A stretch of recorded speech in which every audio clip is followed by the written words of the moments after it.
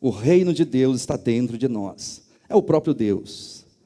É o Senhor dos céus e da terra, que faz habitação em nós e deseja que todos os seus filhos, todos aqueles que creem no seu nome, experimentem essas grandezas, essas riquezas espirituais, o poder do reino, a vida do reino, e então faça a diferença hoje, em cada dia, aonde quer que estejamos. E esse texto é um texto que nos chama a atenção para isso. Olha, o versículo 13, né?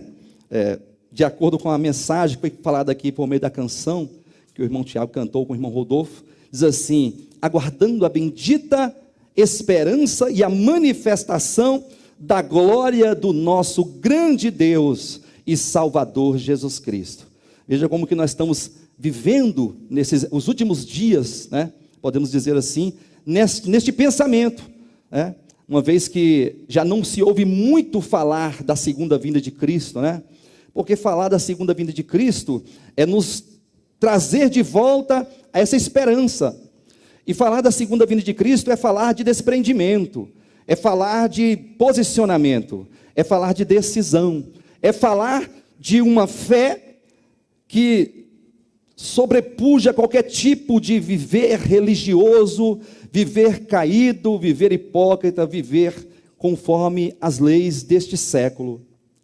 E a vida de Cristo, ela consiste na intervenção de Deus contra todo o sistema configurado por Satanás para se opor a ele e à sua vontade. E aqui esse texto, queridos, queria refletir um pouquinho com os irmãos nessas palavras, quando é dito no versículo 11 que a graça de Deus, ela se manifestou salvadora a todos os homens.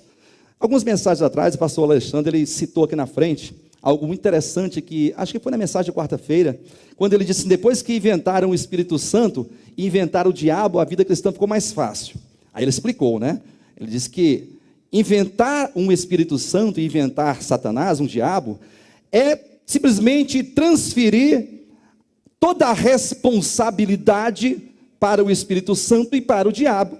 Ou seja, se a pessoa erra, é culpa de quem? O diabo está furioso. O diabo está furioso com a minha vida. Aí discute com a esposa, a culpa é do diabo. Discute no trânsito, a culpa é do diabo. Erra, a culpa é do diabo. O diabo está cheio de culpa. Mas e a transformação? Porque você está errando demais. O diabo está... Não, a transformação é o Espírito Santo. Ele vai cumprir a obra.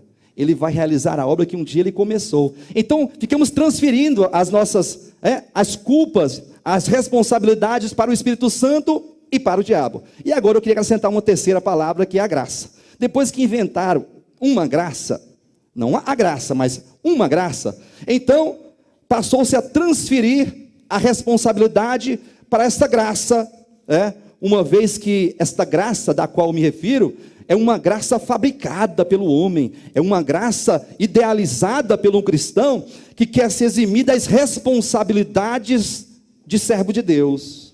Ou seja, quando nós pensamos na graça, o que vem na mente? João capítulo 1, versículo 17. A lei foi dada por intermédio de Moisés. A graça, porém, e a verdade vieram por intermédio de Jesus Cristo.